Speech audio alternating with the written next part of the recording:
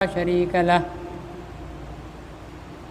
ونشهد أن سيدنا وسندنا وحبيبنا ونبينا ومولانا ومأوانا وملجانا محمدا عبده ورسوله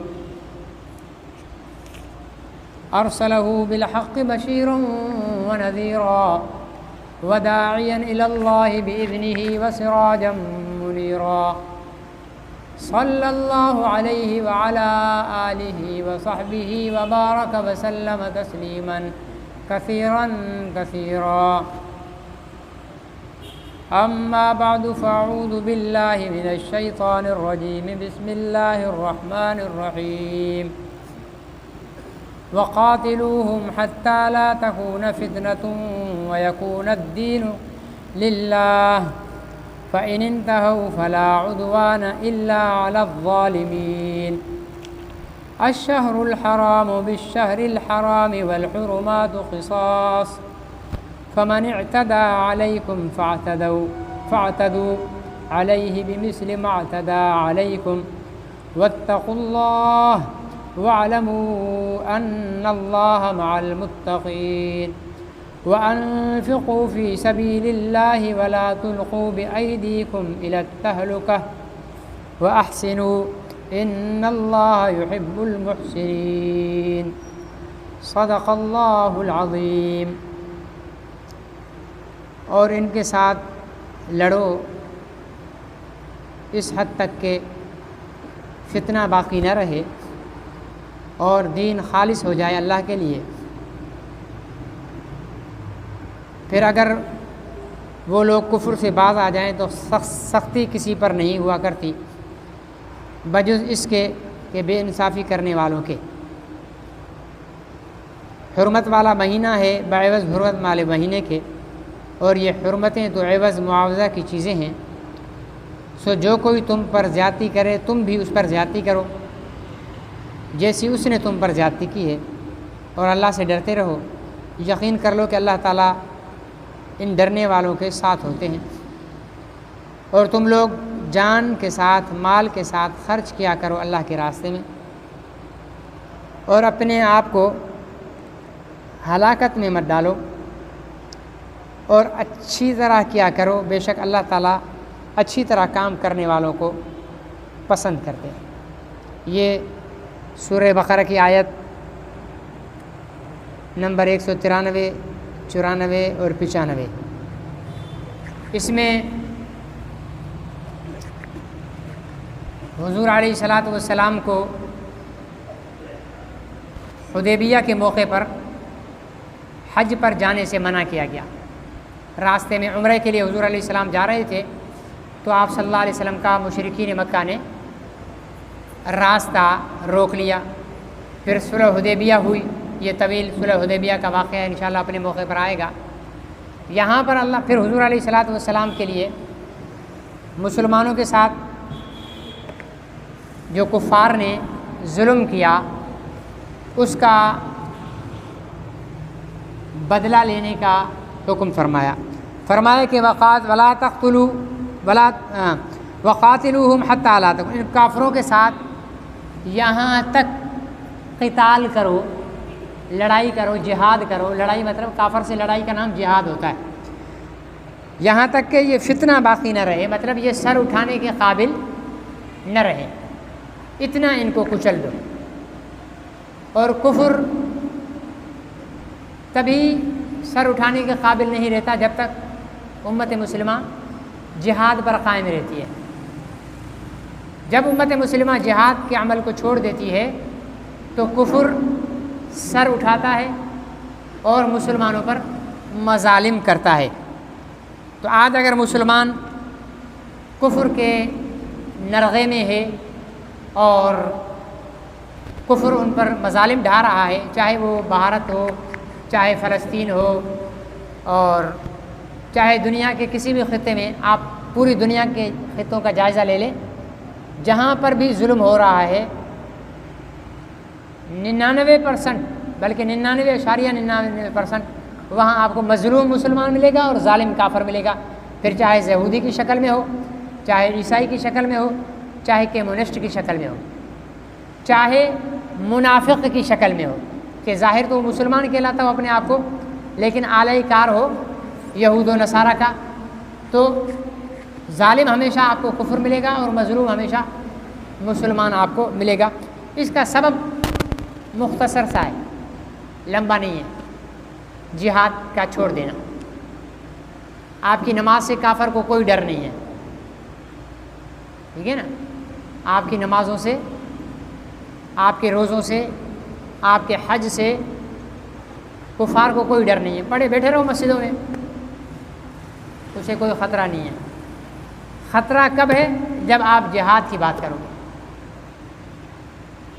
جب اللہ کے دین کی سربلندی کی بات کرو گے، دنیا پر اللہ کے نظام کو نافذ کرنے کی بات کرو گے، پھر آپ سے کفر لڑے گا۔ اور یہ تو ابھی مشاہدہ ہے، زیادہ دور نہیں جاؤ، افغانستان میں وہاں کے علماء نے وہاں کی زمین پر قرآن کا نظام نافذ کرنے کا اعلان کیا، تو ساری دنیا کی کفر کی طاقتیں وہیں پر جمع ہو گئیں اور ان کو کچلنے کے لیے جمع ہوئی، لیکن انہیں ختم نہیں کر سکی، بالآخر منہ کی کھانی پڑی۔ اس لیے میرے یہ جب میں یہ بات کر رہا ہوں تو کہیں آپ کے ذہن میں یہ ہو کہ نماز کی کوئی ضرورت نہیں ہے، نہیں، نماز اپنی جگہ فریضہ ہے، حج مالدار پر فرض ہے، زکوٰۃ مالدار پر فرض ہے، ٹھیک ہے نا جی، روزہ ہر مسلمان پر فرض ہے، یہ تمام اعمال، تسبیحات، ذکر، اذکار، وعظ و نصیحت، یہ ساری چیزیں اپنی جگہ ضروری ہیں، لیکن جس چیز سے خائف کفر ہے وہ جہاد ہے، جہاد سے خائف ہے۔ آپ کی داڑھی سے نہیں، ہماری داڑھیوں سے بڑی تو سکھوں کی داڑیاں ہیں، داڑھی سے کفر کو کوئی ڈر نہیں ہے، آپ کے اماموں سے بھی کفر کو کوئی ڈر نہیں، سکھوں کے بھی بڑے بڑے امامے ہیں، اس لیے امامے پر بھی کوئی اعتراض، کس پر اعتراض ہے؟ جہاد کی بات کرنے پر۔ انہیں پتہ ہے جب یہ جہاد کریں گے تو پھر ہم ان کے سامنے ٹک نہیں سکیں گے، کافروں کو بھی پتہ ہے کہ مسلمان جب جہاد کے لیے کھڑا ہوتا ہے تو ابھی تو تازہ 2020-21 تو قریبی گزرا ہے نا، 32 کفر کی طاقتیں جمع تھی نیٹو، اور ادھر ایک پاکستان بھی اس کے ساتھ نہیں تھا، اور کوئی بھی اسلامی ملک افغانستان کے ساتھ نہیں تھا، 32 کفر کی طاقتوں کا مجموعہ فوج نیٹو اس کے ساتھ لڑے، 20 سال لڑے۔ ہم تو ایسے سمجھتے ہیں نا ادھر ہم نعرہ لگائیں ادھر ہمیں بس فتح مل جائے، ایسے نہیں ملتی ہے، قربانیاں دینی پڑتی ہیں، ٹھیک ہے نا جی۔ 20 سال تک انہوں نے اپنی جانیں قربان کی اور اس کے بعد اللہ تعالیٰ نے انہیں فتح دی۔ تو جہاد سے کفر ڈرتا ہے، فرمایا کہ کفر کے ساتھ یہاں تک لڑو کہ وہ فتنہ پیدا کرنے کے قابل نہیں رہے، وَيَكُونَ الدِّينُ لِلَّهِ، اور اللہ کے لیے دین ہو جائے اس کا مکمل، دین اللہ کا نافذ ہو جائے۔ فَإِنِ انتَهُوا، پھر اگر وہ باز آ جائیں تو سختی نہ کی جائے مگر ظالم لوگوں کو پر۔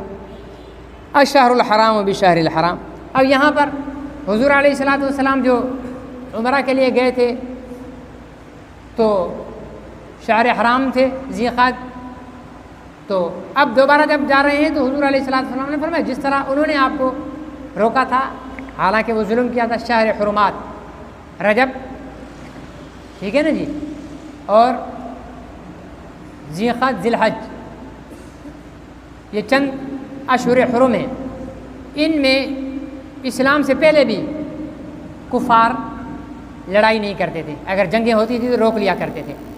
تو یہاں پر اللہ تعالیٰ حکم دے رہے ہیں کہ اب جب آپ دوبارہ عمرہ کرنے کے لیے جا رہے ہیں، اب اگر وہ رکاوٹ بنے تو پھر آپ ان کے ساتھ رعایت نہیں کریں، ان کے ساتھ لڑائی کریں، اس لیے کہ انہوں نے اشہر حرم کا جو ہے وہ احترام نہیں رکھا، تو اب تم پر بھی ضروری نہیں ہے۔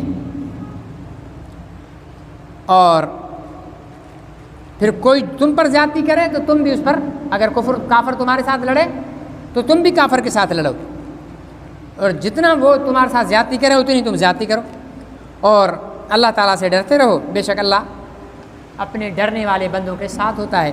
آگے فرمائے کہ وانفقوا فی سبیل اللہ، اللہ کے راستے میں خرچ کرو. کیا خرچ کرو؟ جان بھی خرچ کرو، مال بھی خرچ کرو، ٹھیک ہے نا جی. ہر چیز اللہ کے راستے میں خرچ کرو. ولا تلقوا بأيديكم إلى التهلكة، اور اپنے ہاتھوں سے اپنے آپ کو تباہی میں مت ڈالو. حضرت ابو ایوب انصاری رضی اللہ تعالیٰ عنہ فرماتے ہیں کہ یہ آیت ہم انصاریوں کے لیے نازل ہوئی تھی. جب اسلام میں فتوحات ہوئیں اور مال غنیمت کے ذریعے تمام ہم مالدار ہو گئے، تو پھر ہم نے سوچا کہ چلو اب اپنے مال، اپنے اسباب اور اپنی جائیدادوں اور ملکیتوں کی طرف جمع ہو جاتے ہیں، ان کو حساب کتاب کرتے ہیں، مال کو جمع کرتے ہیں. اب جہاد کے لیے فی الحال رک جاتے ہیں. تو یہاں اللہ تعالیٰ نے فرمایا کہ نہیں، جہاد سے رک جانا یا جہاد سے باز آ جانا یہ ہلاکت ہے، اور تم اپنے آپ کو ہلاکت میں مت ڈالو. جہاد سے رک جانا یا ترک جہاد یعنی جہاد کو چھوڑ دینا، یہ اللہ کے فرمان کے مطابق ہلاکت ہے. تو ابھی مسلمان ہلاک ہی ہو رہا ہے نا، جہاد کو چھوڑ دیا تو مسلمان ہلاک ہو رہا ہے ہر جگہ پر. تو فرمایا کہ اپنے آپ کو ہلاکت میں نہ ڈالو اپنے ہاتھ. واحسنوا ان اللہ یحب المحسنین، اور اچھی طرح کیا کرو عمل، اور اللہ تعالیٰ اچھی طرح عمل کرنے والے کو پسند کرتے ہیں، محبت کرتے ہیں. اچھی طرح کیا ہے؟ احسان کیا ہے؟ عبادات میں احسان. عبادات میں احسان یہ ہے کہ تم نماز ایسے پڑھو، جیسے حضور علیہ السلام نے فرمایا کہ تم نماز ایسے پڑھو گویا تم اللہ کو دیکھ رہے ہو. یہ ہے بہترین عبادت. اگر یہ کیفیت تم پر طاری نہیں ہو سکتی ہے تو کم از کم یہ استحضار تم میں ہونا چاہیے، یہ تمہارے ذہن میں ہونا چاہیے کہ اللہ تمہیں دیکھ رہے ہیں. اچھا، اللہ کا دیکھنا اور بندے کے دیکھنے میں فرق ہے. میں آپ لوگوں کی طرف دیکھ رہا ہوں نا، بھائی اس کے فلانے کپڑے پہنے ہوئے، اس کو فلانے پہنے، سلیم کو کالی ٹوپی پہنی ہوئی ہے، ٹھیک ہے نا جی، اور محمد کو سندھی ٹوپی پہنی ہوئی ہے، سامنے منیر بیٹھا ہوا اس کے سر پہ لال ٹوپی پہنی ہوئی ہے، ٹھیک ہے نا. شکیل بھائی کو داڑھی ہے، ان بھائی کو چھوٹی داڑھی ہے، اس کو بالکل داڑھی نہیں ہے. یہ سامنے دیکھ رہا ہوں، لیکن میں آپ کے اندر کو نہیں دیکھ رہا ہوں، ٹھیک ہے نا. آپ پتہ نہیں مجھے گالی دے رہے ہو، مجھے دعا دے رہے ہو، میرے برائی سوچ رہے ہو، میری بھلائی سوچ رہے ہو، اور نہ آپ میرے اندر دیکھ سکتے ہو. یہ ہے انسان کا دیکھنا. اور اللہ کا دیکھنا کیا ہے؟ اللہ کا دیکھنا ہے ہمارے دلوں کے اندر اور ہمارے دماغوں کے اندر جو تخیل موجود ہے، جس کا ابھی ہم نے اظہار نہیں کیا، بلکہ اس سے بڑھ کر کہ وہ چیز بھی اللہ تعالیٰ کے علم میں ہے اور وہ دیکھ رہے ہیں، جو ابھی ہمارے دل میں گمان بن کر نہیں بنا، وہ کل بنے گا ہمارے دل میں گمان، سوچ و فکر، وہ بھی اللہ تعالیٰ دیکھ رہے ہیں. تو جب یہ ہم ذہن میں کریں گے کہ بھائی نماز پڑھیں گے اللہ ہمیں دیکھ رہے ہیں، تو یہ نہیں کہ صرف اللہ ہاتھ باندھے ہوئے دیکھ رہے ہیں، اللہ میرے دماغ کو بھی دیکھ رہے ہیں کہ تیرے دماغ میں کیا چل رہا ہے، اللہ میرے دل کو بھی دیکھ رہے ہیں کہ تیرے دل میں کیا چل رہا ہے، میری طرف متوجہ ہے دل و دماغ یا دنیا کے حساب کتاب میں لگا ہوا ہے. مولوی اپنا چندہ گننے میں لگا ہوا ہے، دکاندار اپنے جو ہے وہ پیسہ گننے میں لگا ہوا ہے. جیسے وہ 12 میں نے بتایا ہے کہ ایک مولوی صاحب نے نماز پڑھی، عصر کی نماز 4 رکعت پوری کی. تو جو مسجد کمیٹی کے صدر صاحب تھے، وہ مارکیٹ کے بھی بڑے صدر تھے، تو انہوں نے سلام بھیجتے کہ مولوی صاحب 3 رکعتیں پڑھی ہیں. مولوی صاحب نے کہا بھائی 3 نہیں پڑھی، 4 پڑھی ہیں. باقیوں سے پوچھ لو، باقی جی بھائی بتاؤ آپ، جی 4 پڑھی ہیں، 4 پڑھی ہیں، سب نے وہی بولا 4 پڑھی ہیں.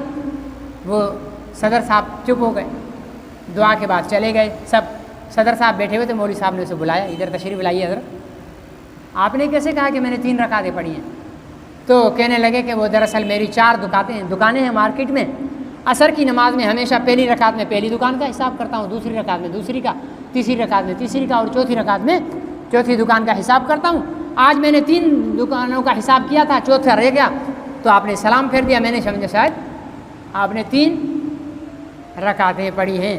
تو اب یہ والی نماز، اب میں یہاں نیت یہاں باندھی ہوئی ہے، ایسے جھکا ہوا بھی ہوں، ٹھیک ہے نا جی، سبحان ربی سبحانک اللہم بھی پڑھ رہا ہوں، الحمد بھی پڑھ رہا ہوں، لیکن دماغ میں سارا مدرسے کا چندہ، مسجد کا چندہ، اس مرید کے پاس جانا ہے، اس مرید کے پاس جانا ہے، ٹھیک ہے نا.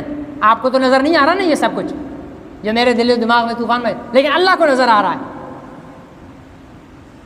یہ والی نماز اللہ تعالیٰ منہ پر ماریں گے کہ بدبخت تو یہ نماز پڑھ رہا ہے، کھڑا کہاں ہے تو، اور تیرا دل و دماغ کہاں ہے؟ تو اللہ کیا فرمایا کہ اس طرح نماز پڑھ گویا کہ تو اللہ کو دیکھ رہا ہے۔ اگر اتنا استحضار نہیں ہے تو کم از کم اتنا استحضار کر لے کہ اللہ تجھے دیکھ رہا ہے۔ جب ہم یہ سوچ کر نماز پڑھیں گے کہ اللہ مجھے دیکھ رہا ہے، میرے دماغ میں بھی دیکھ رہا ہے، میرے دل میں بھی دیکھ رہا ہے، میری حرکات و سکنات کو بھی دیکھ رہا ہے، میرے ظاہر کو بھی دیکھ رہا ہے، میرے باطن کو بھی دیکھ رہا ہے، تو پھر جس طرح ہمارے ظاہر پر عاجزی ہے اسی طرح باطن میں بھی عاجزی ہوگی۔ جس طرح ظاہر میں ہم آتن متوجہ ہیں اسی طرح باطن میں بھی ہم آتن متوجہ ہوں گے، اور یہی احسان ہے، یہ بہترین عبادت ہے۔